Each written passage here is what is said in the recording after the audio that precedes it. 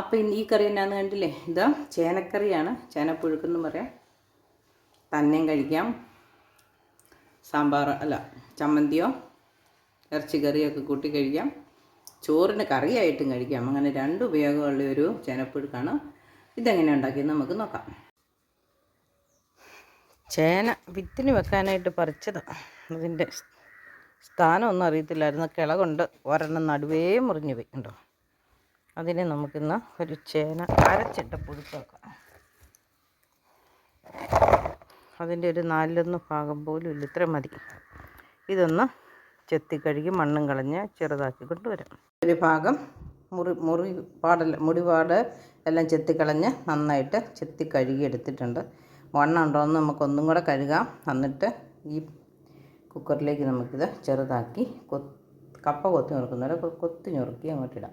ചേന ഇവിടെ കൊത്തി ഞുറുക്കി എടുത്തിട്ടുണ്ട്. അന്നേരം അത് ഇച്ചിരി അധികമുണ്ട്, അതുകൊണ്ട് ആ പാത്രത്തിൽ കൊള്ളിയില്ല. അതുകൊണ്ട് നമുക്ക് ഈ കുക്കറിലേക്ക് മാറ്റാം. ഇതൊരു 6.5 ലിറ്ററിൻ്റെ കുക്കറാണ്. ഇതിനകത്ത് നിറച്ച് നമുക്ക് ആവശ്യമില്ല, എങ്കിലും ചെത്തിപ്പരുക്കി എടുത്തുകൊണ്ട് വേവിക്കുക. എന്നിട്ട് മുളക് ചേർക്കുന്നതിന് മുമ്പ് നമ്മളതിനകത്തുനിന്നൊരു കുറച്ച് ചേന എടുത്ത് മാറ്റി വെക്കും. ബാക്കിയുള്ള ചേനയും വെള്ളം ഊറ്റി കളഞ്ഞിട്ടാണ് മുളകിട്ട് ഇളക്കുന്നത്. ചേന വെള്ളം ഊറ്റേണ്ട ആവശ്യമില്ല, പക്ഷേ ഇത്ര ഒരുമിച്ച് വേവിക്കുമ്പോൾ എന്തായാലും ഇച്ചിരി വെള്ളമൊക്കെ കൂടുതലാകും. ആ കൂടുതൽ വരുന്ന വെള്ളം ഊറ്റി കളഞ്ഞിട്ട് വേണം മുളകിട്ട് ഇളക്കാൻ, അല്ലെങ്കിൽ ചേന ചാറായിപ്പോവും. ചേന ഇവിടെ അടുപ്പത്ത് വെച്ചു. ഇനി നമുക്ക് ഒരല്പം വെള്ളം ഒഴിച്ച് അടുപ്പത്ത് വെച്ചിരിക്കുന്ന അല്പം ഉപ്പ് പൊടിയും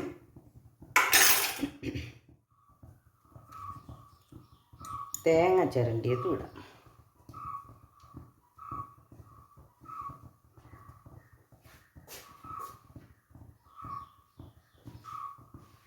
ചേന തിളച്ച് തൂവാതെ, പിന്നെ അതിന് അല്പം ടേസ്റ്റ് വരാനൊക്കെ വേണ്ടി നമ്മൾ ഇച്ചിരി തേങ്ങയും തൂളി. ഇനി നമുക്കത് കുക്കർ അടപ്പെടുത്ത് വാഷർ വിട്ട് അടയ്ക്കാം. ചേന വിസിലടിച്ചു. ഇനി നമുക്ക് തീ കുറച്ച് വെക്കാം. നന്നായിട്ട് വെന്തിട്ട് കാണും. ഇന്ന് പറിച്ചതല്ലേ ഉള്ളൂ. വെള്ളം പറ്റുന്നതിന് മുമ്പിൽ വേവിച്ചാൽ സ്വാദും കൂടും, പെട്ടെന്ന് വേവുകയും ചെയ്യും അല്ലേ.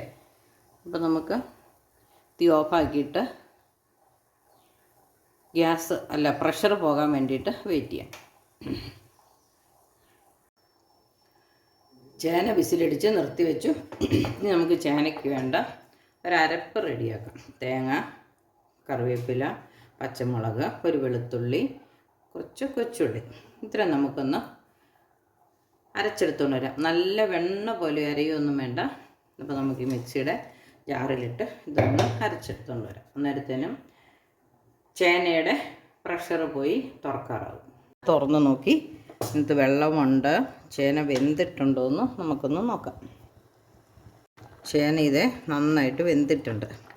ഇത്രയും ചേന മുഴുവൻ നമുക്ക് മുളകിടേണ്ട ആവശ്യമില്ല. അപ്പോൾ നമുക്കിതിൻ്റെ പാകത്തിനുള്ളത് ഈ ചെറിയ കുക്കറിലേക്ക് കോരിയിടാം. ഈ ചേന ഇങ്ങനെ വേണേലും നമുക്ക് കഴിക്കാം കേട്ടോ. ഉപ്പിട്ട് വേവിച്ചതാണല്ലോ.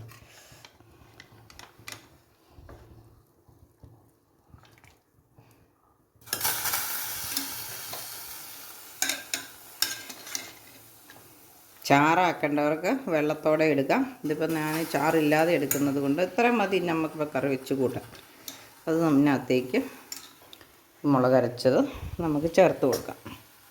ബാക്കിയെടുത്ത് ഇതുപോലെയുള്ള ഗ്ലാസ് പാത്രത്തിൽ കോരിയിട്ട് ഫ്രിഡ്ജിൽ നമുക്ക് അടച്ച് സൂക്ഷിക്കാം. അങ്ങനത്തെ കോരിയിട്ട് തണുത്ത് കഴിയുമ്പം അടച്ചു വെച്ചാൽ ഇനി നമുക്ക് ആവശ്യമുള്ളപ്പോൾ എടുത്ത് മുളക് ചേർത്താൽ മതി. ഇല്ലെങ്കിൽ ചുമ്മാ കഴിക്കണമെങ്കിൽ ഓവനകത്ത് വെച്ചോ അല്ലെ പുറത്തെടുത്ത് വെച്ചിട്ട് നല്ല മാങ്ങാ ചമ്മന്തിയോ ചമ്മന്തിച്ചാറോ, നമുക്ക് ദോശയ്ക്കൊക്കെ ഉണ്ടാക്കുന്ന ചമ്മന്തിച്ചാറുണ്ടെങ്കിൽ ഇതിൽ നല്ല ഇതാണ് ഈ ചേന കഴിക്കാൻ. ഇനി ഇറച്ചിയോ മീനോ ഉണ്ടെങ്കിൽ അത്. അപ്പം അത്രയും അത് നമുക്ക് അതിനകത്ത് വെച്ചു.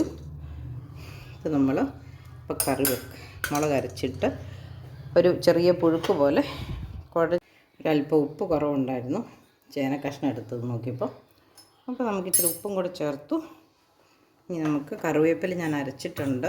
ഇനി നമുക്കൊരു അല്പം എണ്ണ ഒഴിക്കുവോ കടുക് പൊട്ടിച്ചിടുകയും ചെയ്യാം. ഞാനിപ്പം അല്പം എണ്ണ ഒഴിക്കുന്നതേ ഉള്ളൂ, കടുക് പൊട്ടിക്കുന്നൊന്നുമില്ല. അല്പം പച്ച എണ്ണ ഇതിൻ്റെ മുകളിൽ ഒഴിച്ചിട്ട് ഇളക്കുവാണ്. അല്പം എണ്ണയും കൂടി ഒഴിച്ച് ഇനി നമുക്കിത് 1 മിനിറ്റ് ഒന്ന് അടച്ച് വെച്ചിട്ട് ഇളക്കി യോജിപ്പിക്കാം. അവിടെ ചേന ആവി കയറിയിട്ടുണ്ട്, നമുക്കൊന്ന് ഇളക്കി യോജിപ്പിക്കാം.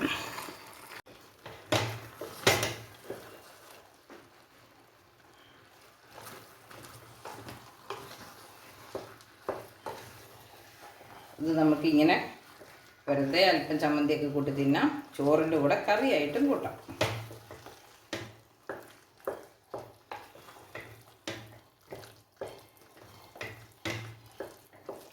ചേന ഇഷ്ടമുള്ളവർക്ക് ഇത് തന്നെ കഴിക്കാം, അല്ലെങ്കിൽ ചോറിൻ്റെയൊക്കെ കൂടെ കൂട്ടിയും കഴിക്കും, കറിയായിട്ട് കൂട്ടാം.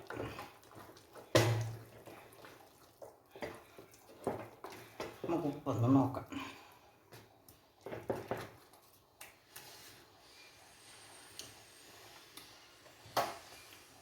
ഇത് ഇരുന്ന് തണുക്കുമ്പോഴത്തേനും കുറച്ചും കൂടെ കുറുകും കേട്ടോ, നല്ല ടേസ്റ്റ് ഉണ്ട്.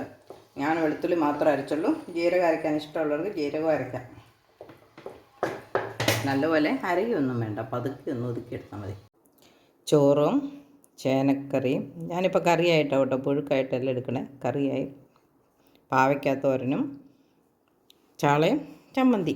അപ്പം ചോറിൻ്റെ കൂടെ ചേനപ്പുഴുക്കും കൂട്ടി, അല്ല ചേനപ്പുഴുക്ക് ചോറും കൂട്ടി കഴിക്കുക. അപ്പോൾ ഇന്നത്തെ വീഡിയോ ഇത്രയേ ഉള്ളൂ. ബൈ.